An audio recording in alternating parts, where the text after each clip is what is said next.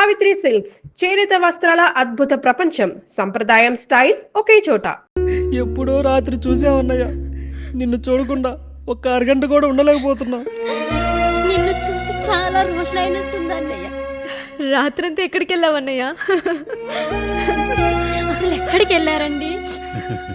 ఇంట్లో దోమలు కుడుతున్నాయని అలా పక్కనే ఉన్న గడ్డివాం దగ్గర పడుకున్నా. మన రత్తాలు వాళ్ళ ఆయన ఊళ్ళో లేడంది. సరే అని తను తోడుగా తీసుకెళ్ళా.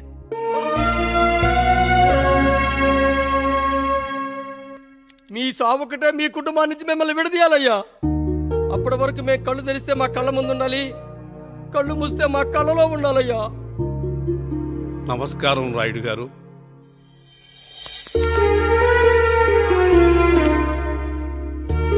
నమస్తే. ఏం జడ్జి గారు ఎప్పుడొచ్చారు? ఇప్పుడే. రాయుడు గారు, మీ కుటుంబం గురించి వినడమే గాని ఇప్పుడే చూస్తున్నాను. ఒక్కసారి మీ కుటుంబ సభ్యుల్ని నాకు పరిచయం చేయండి రాయుడు గారు. వాళ్ళు నా తమ్ముళ్ళు. నమస్కారం. మొత్తం ముగ్గురా? కాదు, నలుగురు. వాడు వేరే షూట్లో ఉన్నాడు. వీళ్ళు నా చెల్లెళ్ళు. నమస్కారం తల్లి. వీళ్ళు నా భార్యలు. నమస్కారం అమ్మా. వీళ్ళు నా బంధువులు. నమస్కారం. నా జీవితంలో ఎంతో ముఖ్యమైన, ఇష్టమైన, ప్రాణమైన మరో మనిషిని మీకు పరిచయం చేయాలి. ఆవిడే.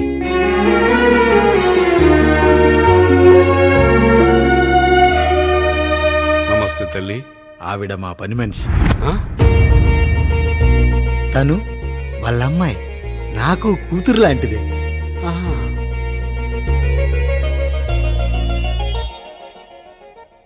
ఆ ఫోటోలోని వ్యక్తి ఎవరమ్మా? మీ ఆయన?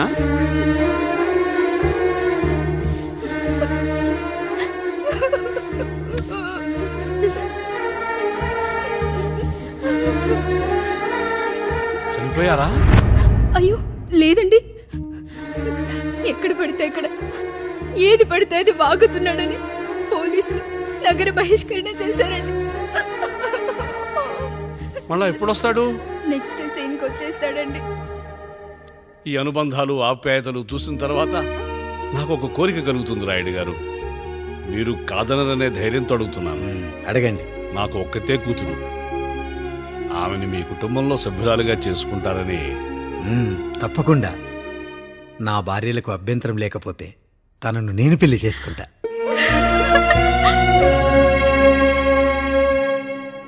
అయ్యో, మీరు పొరపాటుగా అర్థం చేసుకున్నారు. మీ పెద్ద తమ్ముడికి ఇచ్చి చేస్తారని.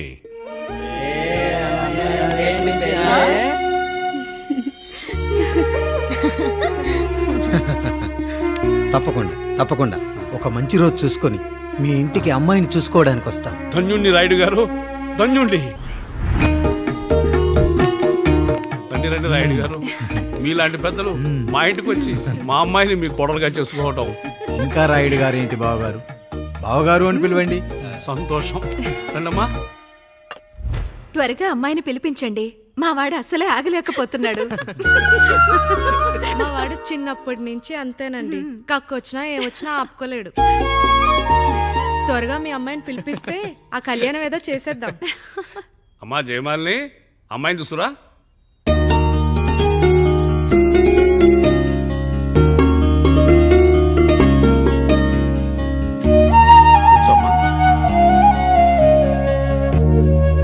నువ్వు కూడా అబ్బాయిని చూడమ్మా.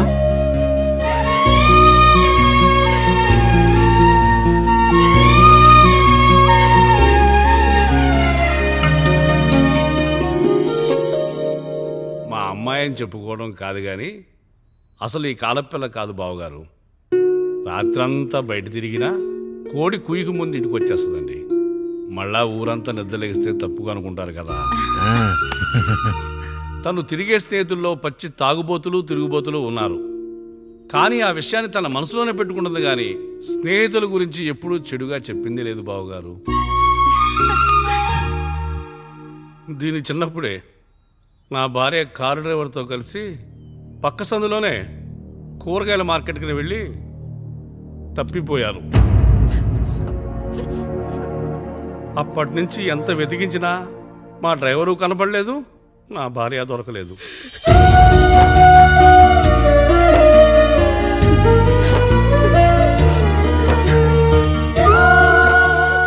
చాలా ప్రేమ పంచింది నాన్న. అది ఊరంతా పంచుతానంటుంది నా బిడ్డ. నేను కాదనలేదు. అలాంటి నా కూతురు ఇవాళ మీ కోడలవటం నిజంగా నా అదృష్టం బావగారు. ఈ రోజు నుంచి మీ అమ్మాయి మా ఇంటి బిడ్డ. అమ్మాయి నచ్చిందా బాబు? నచ్చిందా?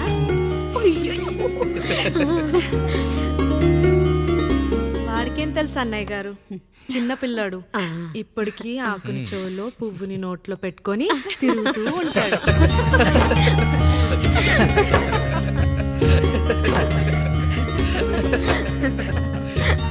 ఇంకంత శుభం అన్నమాట.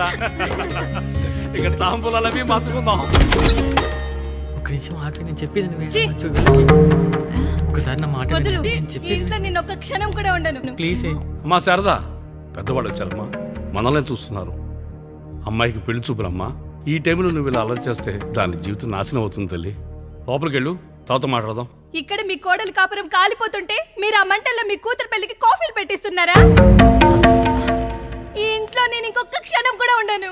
ఒక్క నిమిషం తల్లి, అసలు ఏం జరిగిందో నాకు చెప్పమ్మా. ఈయన మంచోడని 6 నెలల క్రితం నాకు పెళ్లి చేశారు. మొదట్లో బాగానే ఉన్నాడు, ఆ తర్వాత ఒక రోజు మందు కొట్టాడు. కొన్ని తాగింది దిగాక మంచోడుగా ఉంటాడు అనుకుంటే ఈ మధ్య చెడు తిరుగుళ్ళు తిరుగుతున్నాడు. ఊరవతల చిన్నుళ్ళు కూడా పెట్టేశాడు. మీరే చెప్పండి రాయుడు గారు, ఈ ఇంట్లో నేను ఉండాలా, వెళ్ళిపోవాలా, ఈయన్ని వదిలేయాలా, అక్కర్లేదా? ఎస్, వదిలేయాలమ్మా. వదిలేయాల్సింది నీ భర్తను కాదు, అతనిలోని లోపాలు. ఆశ్చర్యపోతున్నావు కదూ? ఒక మగాడి బాధ సాటి మగాడిగా నేను చెప్తానమ్మా. ఆడదాని ప్రేమ వెలిగించిన అగరొత్తి లాంటిది. ఒకడు వెలిగించగానే కొన్ని గంటల్లో బూడిదైపోతుంది. కానీ మగాడి ప్రేమ దీపం లాంటిది. తను కాలుతూ కూడా నలుగురిని వెలిగించుకుంటాడు. ఆ వెలుగులో ఆనందాన్ని వెతుక్కుంటాడు. చూడమ్మా శారద, నువ్వు కాకిలోని నలుపును చూస్తున్నావు, నేను దాని రెట్టలో తెలుపును చూస్తున్నాను.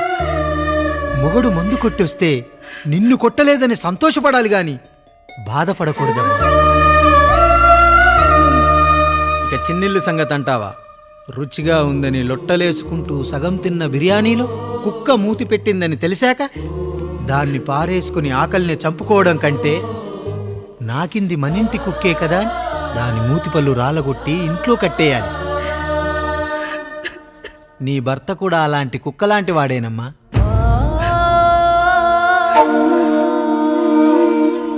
ఆడదానికి వయసొచ్చాక 3 ముళ్ళేసుకొని 90 ఏళ్ల జీవితం గురించి కలలు కంటుంది. అదే మగాడు 3 ముక్కలాడి 90 ml మందేయాలని కలలు కంటాడు. హౌస్లోనికి హౌస్ కీపింగ్కి తేడా తెలియని అమాయకపు జాతి అమ్మా మా మగజాతి. పండగ పూట తినే పాయసం రుచి గురించి మీకు తెలిసి ఉండొచ్చు. కానీ గరళం కంటే చేదుగా ఉన్న బ్రాందీని కక్కలేక మింగలేక తాగే ఆ బాధ ఒక్క మగాళ్లకు మాత్రమే తెలుస్తుంది. కష్టాల్లో ఓదార్చిన మందును సుఖాల్లో మర్చిపోకూడదని తాగడమే కాని మాకు మాత్రం తాగాలని ఆశుంటుందా తల్లి? చివరిగా ఒక్క మాట, కష్టాలు పొంగల్లో మిరియాల్లా మనకే వస్తాయి, కానీ సంతోషాలు ఉప్మాలో జీడిపప్పులా పక్కనోడుతో ఉంటాయి. ఎదుటివాడి ఉప్మాలో కూడా పనికిరాని కరివేపాకుంటుందని సర్దుకుపోవడమే జీవితమమ్మా. రాయుడు గారు, నన్ను క్షమించండి. రాయుడు గారు, నన్ను క్షమించండి. నా తప్పు నేను తెలుసుకున్నాను. ఈ రోజు నా 2 బిడ్డల జీవితాన్ని కాపాడారు రాయుడు గారు. ఈ శుభ కార్యక్రమాన్ని కూడా మీరే జరిపించండి. తప్పకుండా.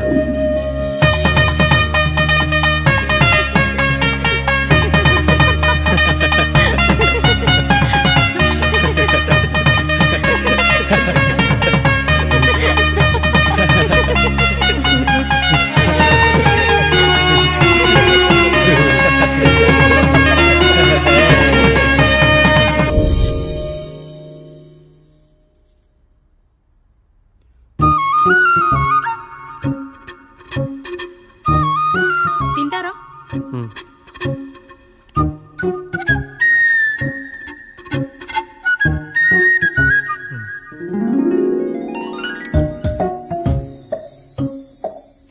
ఫస్ట్ టైమా? అవును, మీకెలా తెలిసిపోయిందండి? అంటే మా బామ్మ చెప్పింది. శోభనం గదిలో అనుభవం మగాడైతే మామిడి పండు పిసుక్కొని తింటాడు, అదే లేనివాడైతే మీలా ఇలా అరటిపండు ఓపిగ్గా ఒలుచుకొని తింటాడు అని.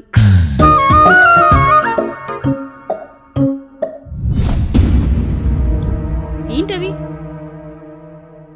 అవేంటో తెలీదా? ఫ్రెండ్స్కి పెళ్ళని చెప్తే హ్యాపీ బర్త్డే అనుకొని బెలూన్స్ ఇచ్చారు. ఫీల్ అవుతారు కదా అని 4 అక్కడ కట్టాను.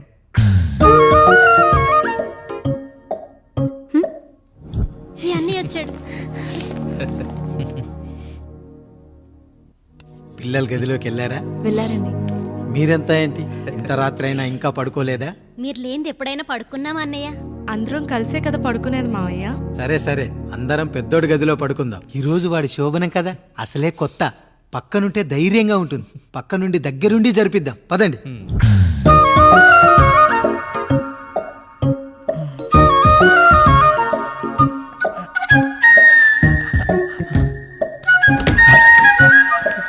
కానివ్వండి రా, కానివ్వండి. మీరేం మావయ్య ఇక్కడ పడుకుంటున్నారు? అదేంటమ్మా పెద్దోడా, చెప్పలేదా? మేమంతా కలిసే పడుకుంటామమ్మా. నువ్వు మాతో పాటే. అవును భార్గవి. మీరు ఊరుకోండి. మీరు ఇక్కడ పడుకోవడం నాకు ఇష్టం లేదు మావయ్య.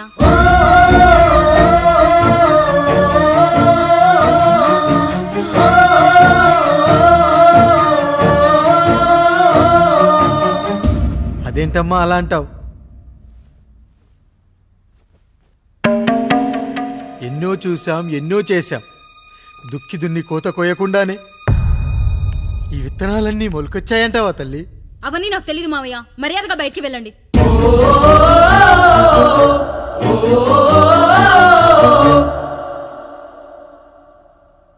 కనీసం ఆ మూలనైనా పడుకుంటామమ్మా. నువ్వైనా చెప్పరా పెద్దోడా? అంటే తను ఇబ్బంది పడుతుంది కదా నాన్న.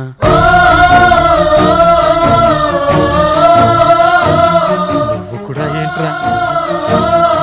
పిల్లలేదో ఆశపడుతున్నారమ్మా. ఒక్కసారి ఆలోచించమ్మా. మావయ్య మీరు బయటికి వెళ్తే మేము తలుపులేసుకుంటాం.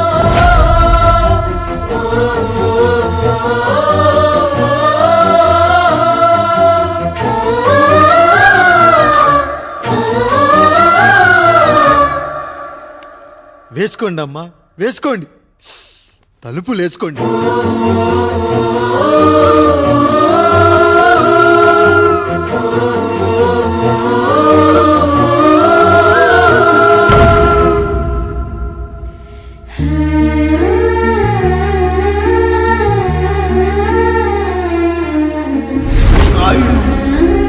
బిడ్డలు జాగ్రత్త. ఈ రోజు నుంచి వీళ్ళంతా నీ తమ్ముళ్ళు చెల్లెళ్ళు కాదు, నీ బిడ్డలు.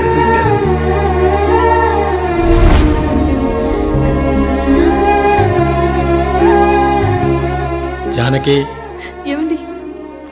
సావిత్రి, ఏమండి? లక్ష్మి, ఏమండి? మన గదిలోకి పదండి. ఇక నుంచి ఎవరి పిల్లలతో వాళ్ళ గదిలోనే పడుకోవాలి. ఇది ఈ రోజు నుంచి ఈ వంశానికి రాస్తున్న కొత్త శాసనం. అయ్యా అలా అరకండి అయ్యా. మీరు లేకుండా మేము ఎప్పుడైనా విడిగా పడుకున్నాము. అంతా కలిసే కదయ్యా పంచుకున్నాం. వెళ్ళరా వెళ్ళు. నీకు భార్య ఉంది, నీకు పడగది ఉంది. వేసుకోండి రా, మీరు వేసుకోండి. తలుపులు వేసుకోండి. మీరు కూడా ఏంటండి పిల్లలేదు? నర్మయ్, చిన్న పిల్లల వాళ్ళని ఉయ్యాల్లో ఆడించేటప్పుడు పక్కనే ఈ నాన్న కావాలి. బడికెళ్ళేటప్పుడు పక్కనే ఈ నాన్న కావాలి. గుడికెళ్ళేటప్పుడు కూడా పక్కనే ఈ నాన్న కావాలి. కానీ శోభనం గదిలో మాత్రం పక్కనే ఉంటానంటే బరువయ్యాను జానకి, బరువయ్యాను.